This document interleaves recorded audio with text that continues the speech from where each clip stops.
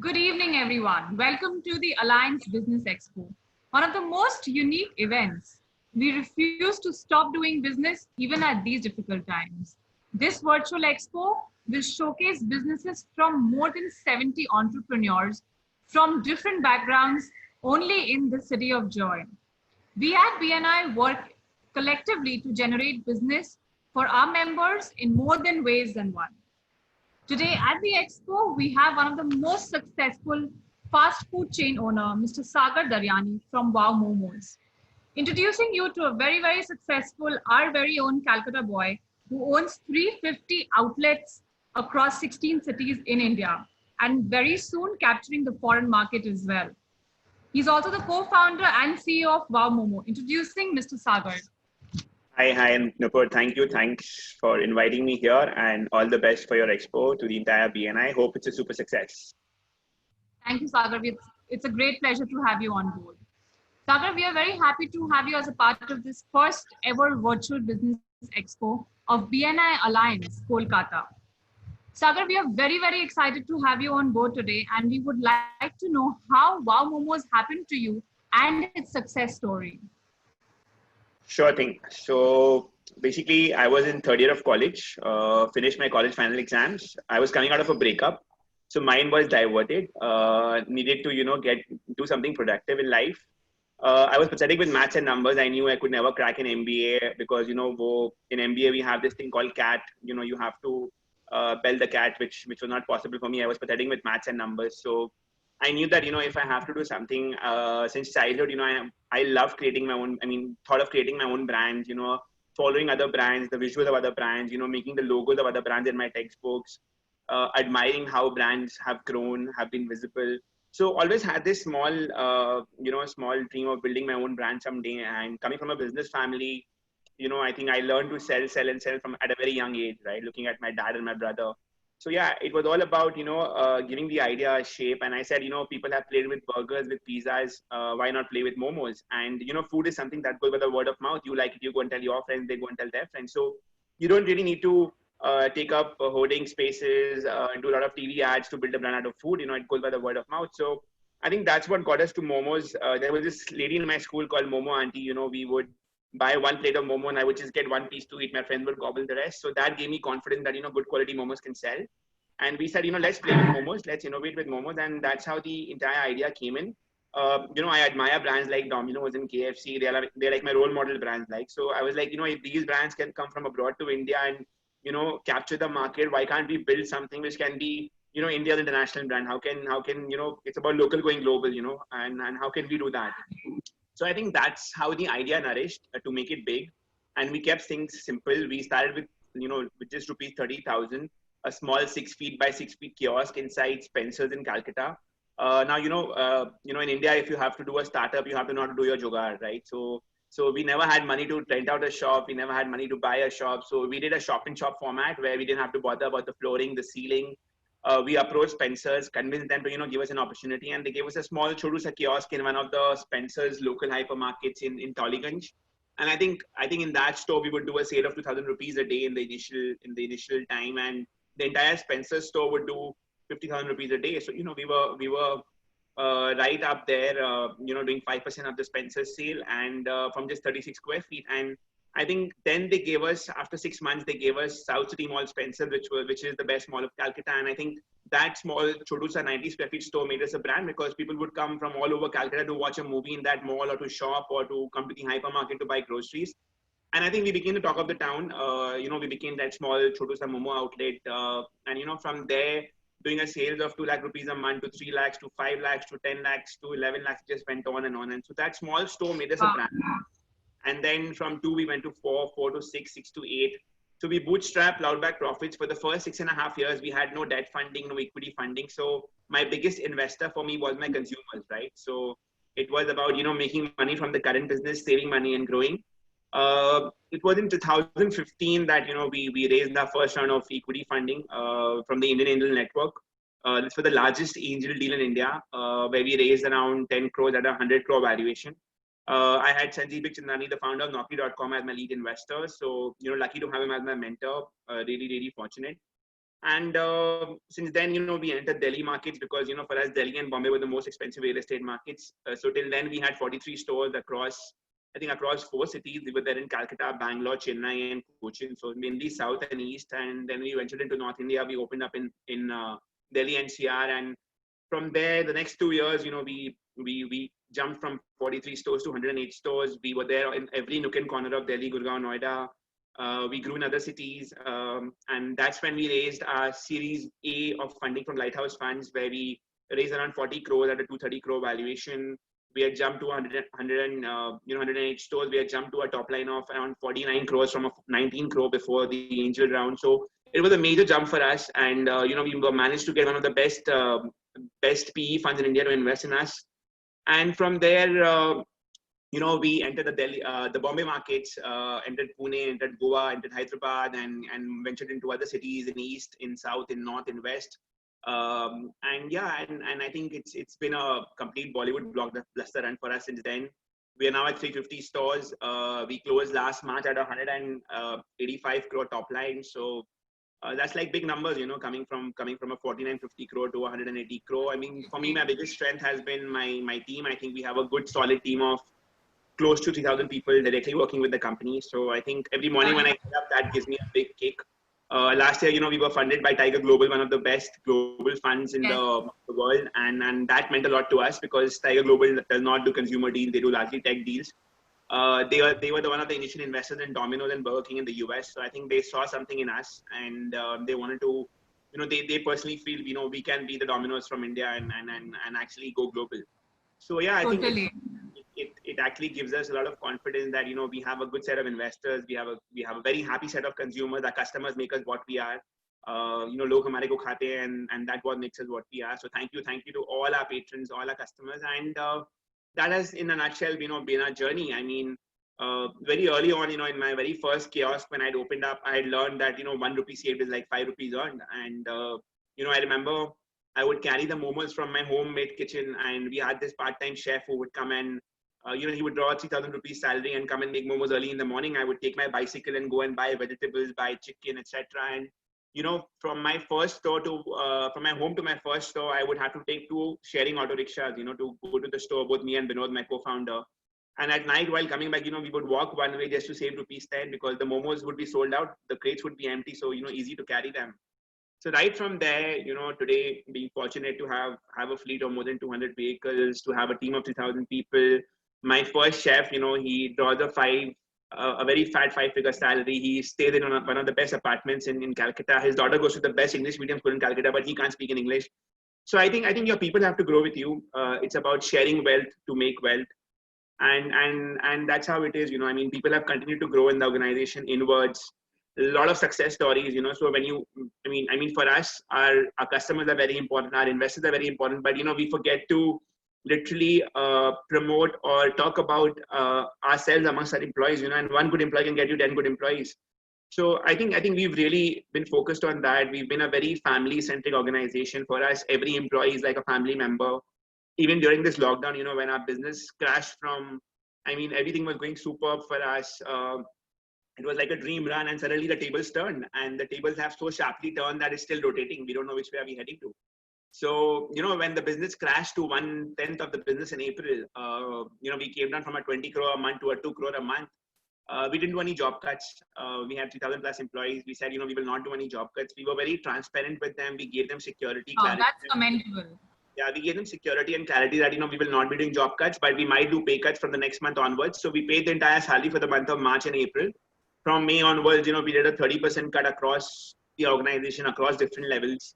The founders have not drawn a salary for the last 3 months, but we feel that, these are tough times. We have to, embrace it. Adverse times call for being diverse. It calls for being resilient. So yeah, I think we've done a lot in our own way to counter. It's a very great point that you've mentioned that, you've not cut the salaries of your employees, and, having such a vast strength of employees, it's brilliant. I think every entrepreneur today should really focus at this point that this is an adverse pandemic and we are all suffering. So let's give a little bit of help to our employees who've been working for us throughout. So I think that's a really, really commendable bit you've done for the society, I feel. So see, actually, what you do today as an organization will determine the preamble for years to come, right? So today, if you don't back your employees, in such a crisis, in such unprecedented times, if you leave them, where will they get a job? They will not get a job anywhere, right? I mean, today for us, in 11 years, I'd never seen losses. Like, and April 2020, I saw a loss of 6 crores in the first month of April. So, it's been tough. It's been very, very tough the last 3 months. But I'm sure we'll hold fort. We'll brave this and we'll come out of this. I'm happy that my investors have supported me in my decisions. We've always been a people's business. We've been very people centric. If your employees are not happy, you can't have happy customers. And we've tried to do our best. We've tried to put in our best foot forward. We might have to take some restrictive measures going forward to keep the business alive, but you have to live today to fight tomorrow. But yeah, as far as we can, we don't want job cuts to happen. Till now, not a single job cut has happened, so we're proud of that. And we've almost reached at the curve of this pandemic. At the peak curve of this pandemic. So hoping that things get better. Hope is a very big thing. So We hope उम्मीद so. है उम्मीद में दुनिया जाहिर है. Absolutely. Sagar, how difficult do you think it was to deal with other fast food chains in the market when you started in 2008? Not only in Calcutta, but also in other cities like, Bangalore, Chennai, Mumbai. And, how was the challenge that you had to face with your competitors? Tell us So, more about it. So we were like very, very, I think, eagerly underestimated. And I think that gave us a different kick to prove ourselves. When we would go to malls in Calcutta, they would say that, yaar, Momo hamare mall mein food court mein nahi bikega because we already have a Chinese brand. And, I had to explain everyone that Chinese and Momo is very different. I think Momo is more of a Nepalese dish. It's originated largely in India from the Northeast. And it's actually Tibetan. It's not even Chinese, right? So, people would underestimate us. It was like Ghar ki murgi dal barabar. No, not a single good mall in Calcutta would give us a location. And then I think I had to go all the way to Bangalore and open up in the best mall there called Phoenix Market City, which is one of the best malls of the country.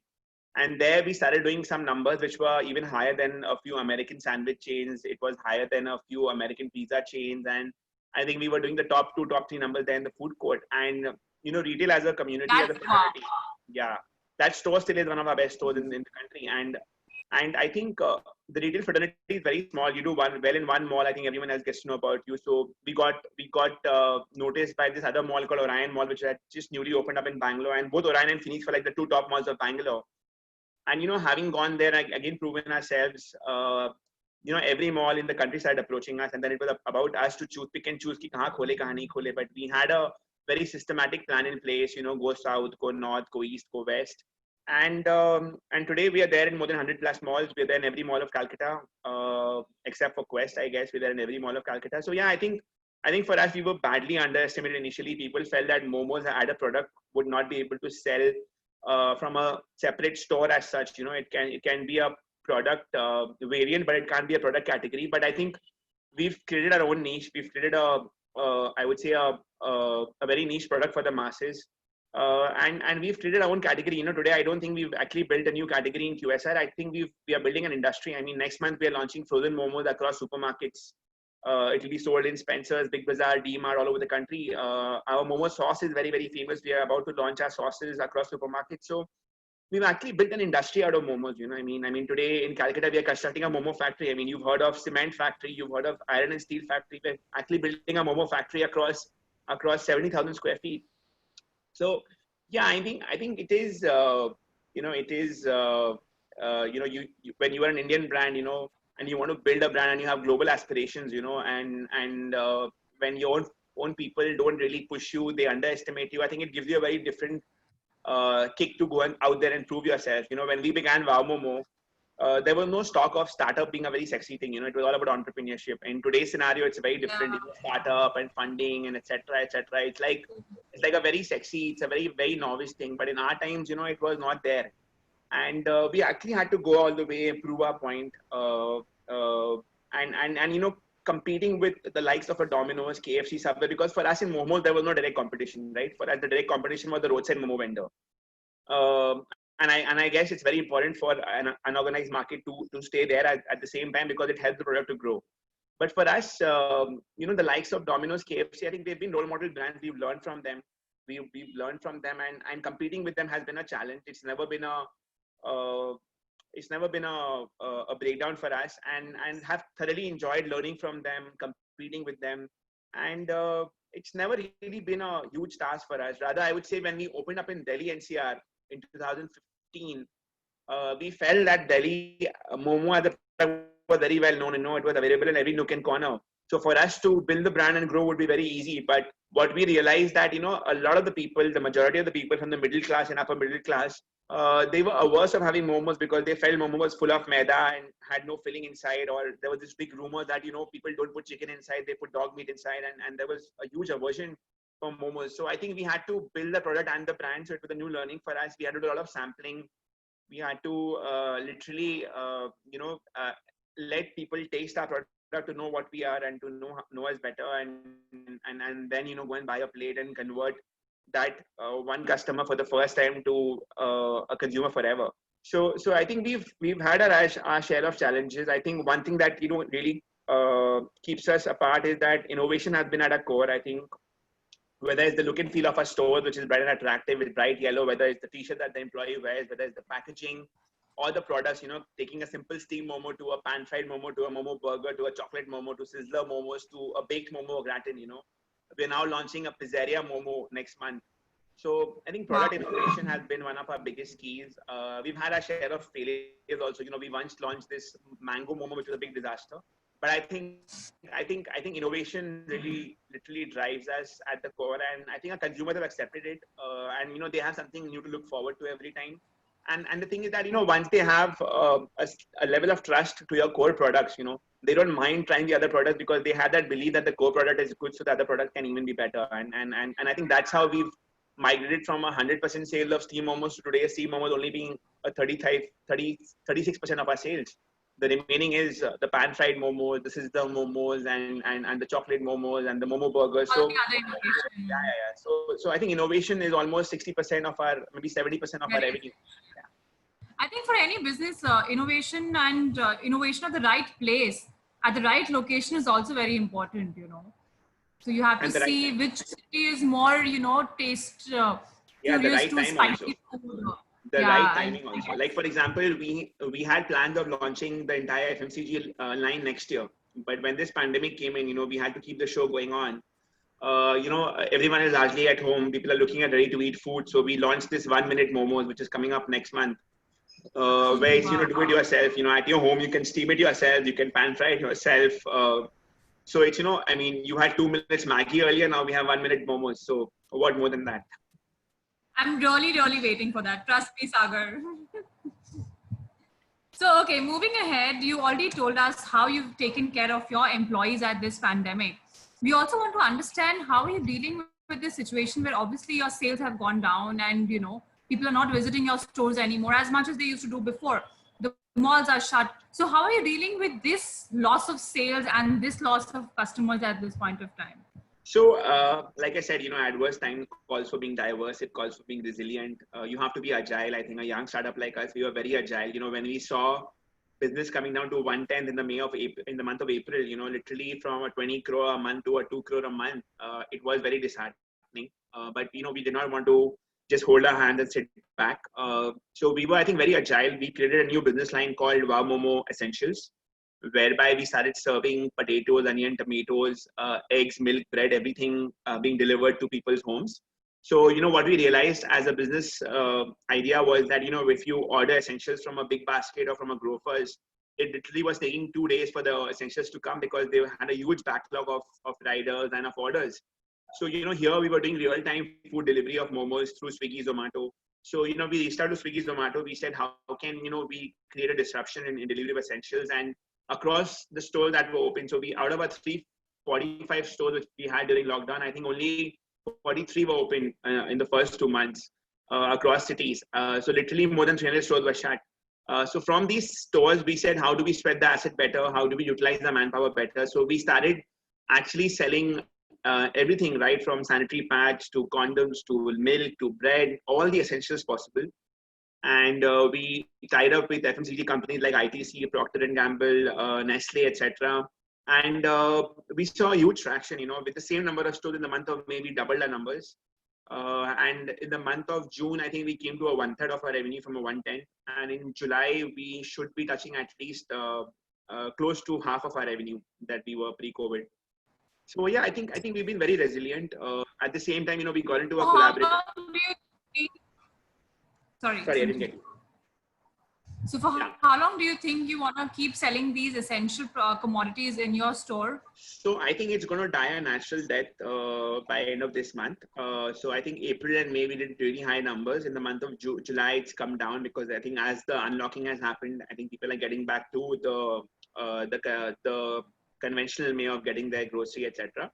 So I think it's going to die a natural death by end of this month. However, we might keep a few products. We might rename it from Wamomo Essentials to Wamomo Select, where we might keep 10 to 12 selected items which are doing very well in our channel, in our platform. Apart from that, I think what we've also realized is that the time that tough. It's about spreading the asset better. So we got into a collaborative tie-up with Cafe Coffee Day. So Cafe Coffee Day and Wamomo have signed up an MOU where we intend to open 500 stores in the next 3 years across Cafe Coffee Day. So there will be a Wamomo outlet inside Cafe Coffee Day. We've done a pilot across 5 stores in the month of June, I think July first week. And we have 5 outlets inside a Cafe Coffee Day. So a Wamomo cart is placed inside a Cafe Coffee Day in Indira Nagar, in RT Nagar, in HSR, etc., in Bangalore. And to be honest, out of the five Congratulations. Thank you. Out of the 5 locations, 4 are doing really well. So it's about the largest homegrown QSR chain tying up with the largest homegrown coffee chain. So it's about collaborative growth. I think collaborative growth is going to be the way forward in our industry. You'll see a lot of mergers, acquisitions happening. We ourselves are looking at acquiring a couple of companies. So you'll see a lot of collaborative growth happening. And I think that's the need of the hour. And you never know. I mean, today you have a moment inside Cafe Coffee Day. Tomorrow you might see us in a shop and shop format in other locations where we spread the asset better for both the brands. So you see a lot of location sharing happening, a lot of resource sharing happening, and I think that's about cutting costs. We are also working very closely to create our own delivery platform. So I'm a part of the NRAI, which is the National Restaurant Association of India. So I'm heading one of these initiatives where we've tied up with DotPay as a platform whereby any restaurant you can order from by using WhatsApp. So I think we all have WhatsApp in our phones, and you can just go to the Wamomo page and just type a hi, and you get the menu from the nearest location. And we're tying up with third-party, delivery aggregators like a Delivery, Dunzo, Shadowfax. So our delivery cost comes down by almost 50%, and we give that benefit to the consumer. So I think businesses are going to look at, because delivery business is the current business that we have. People are not really moving out too much. It's more about delivery and takeaway. Dining has come down. So I think our business models are going to change. Many of your favorite restaurants might not open up post the lockdown. So this pandemic is actually going to lead to a lot of blood. What's your 2020? What's your new plan from 2020? Because I'm sure all your previous plans must have gone for a toss. So you might have to do a reshuffling of your plans. Big time. So what's your new plan? I think the new plan is to remain alive this financial year for sure. It's about consolidation. Yeah. It's about having collaborative growth. It's about getting into FMCG. It's about experimenting with new things. Not everything will click. So if you make mistakes or if you have failures from experiments, then you have to learn and come back to it or get back to it. So I think it's going to be a lot about new learnings. It's going to be about experiments. It's going to be about consolidation. It's going to be about collaborations. That's about it. I think it's about remaining alive this year. It's about not literally chasing your dreams, but remaining alive to be able to live your dreams in times to come. We wish you all the very best for this, all the new collaborations that you have in the near future. So Sagar, tell us the secret of Wamomo and how you've sustained and constantly expanded over these 12 years in the Indian market, and also that you wish to, expand in the foreign market and go local for global. So what is the whole, secret behind? Give us a sneak peek of that, please. So I think it's the product, it's the innovation, it's about being consistent. Today I believe we sell the best momos in the country, but today Domino's will not give you the best pizzas in the world. They give you the most consistent pizzas. So I think consistency in the product across cities, whether it's a Bangalore or a Calcutta or a Chennai or a Delhi or a Bombay, you'll see the product taste being similar. It's about the experience with the consumer. It's about innovation.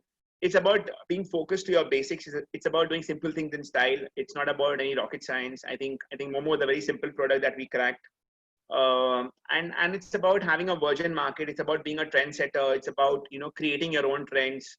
not to be laid back by conventional trends, and definitely not to get demotivated by what people think. Because when I began Momo, people would make fun of me.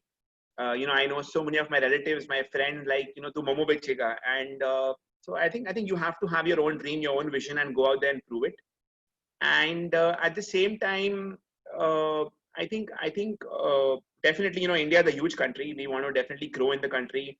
I think every city, like a Delhi is like a country in a country, like a Bombay is like a country in a country. But definitely we want to go global someday.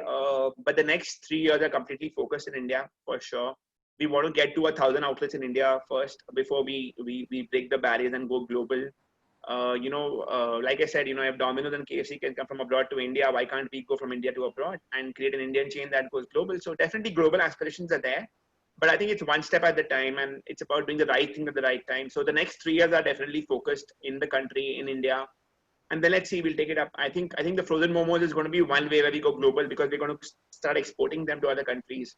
So that will give us an initial trend as to how FMCG plays for us with momos, and then how do we go out there and define the market. Yes, absolutely. Sagar, we would like to get some tips from you for our entrepreneurs in BNI, and tell us more how they could live up and sustain in 2020, and how could they focus on their right clients. I think if your work or your job or your profession is so challenging that it's like a passion, it's not really like work. I think you should thoroughly enjoy it. Don't force yourself to do it. So, jo bhi karo, dil se karo. Go out there and live it. I keep saying that as an entrepreneur, you have days when you are completely broken down. You literally are crying and you can't sleep the whole night because you're so worried and you're so tense. And there are days when you're so happy that you can't sleep because you're so thrilled and overjoyed. So basically, your dreams should be so big that they don't allow you to sleep. So go out there, live your dreams, live it with passion, and do things from your heart, think from your mind, listen to everyone. I think we all are very good speakers, but we are very bad listeners. I think that's one thing that I have learned over the years, to listen to people, whether it's a housekeeping team member of mine, or whether it's my nephew or my niece who is just 5 or 6 years old. That listen to them, and listen to everyone. You never know which idea comes and clicks where. Have your own perspective, follow what your heart says, and have your own belief system, and be practical, be honest to yourself. Look at yourself in front of the mirror and say, can I do this or not? Because see, it's one thing about being passionate about your idea and being emotional about your idea and being too attached to it, and the other thing is the reality. Is this on or is this off? So I think it's about being realistic. It's about going out there and getting things done, and proving it to yourself. Forget about proving it to the world. Proving it to yourself that you can do it and you are good enough to do it. And I think about changing and innovating from time to time. I think it's very important. We should not stick to one. There's no one size that fits all. So we should not stick to just one way of looking at things. I think we should be open to changing and learning the curve as we grow and as we take it to the next level. Absolutely. That's really lovely taking from you, Sagar. And I think if all of us kind of even take one point from it, definitely a lot of changes can be made. So Sagar, it was a great session with you. And thank you so much for sharing your success story and your a bit of the great passion that you're dealing with and taking care of the whole society, even at this pandemic, by helping your employees. And now I would like to take the opportunity to take you for a tour at the expo and encourage our exhibitors. Thank you so much, Sagar. Thank you, Nupur. Thank you so much, and eagerly waiting to get the tour of the expo. Great. Thank you so much.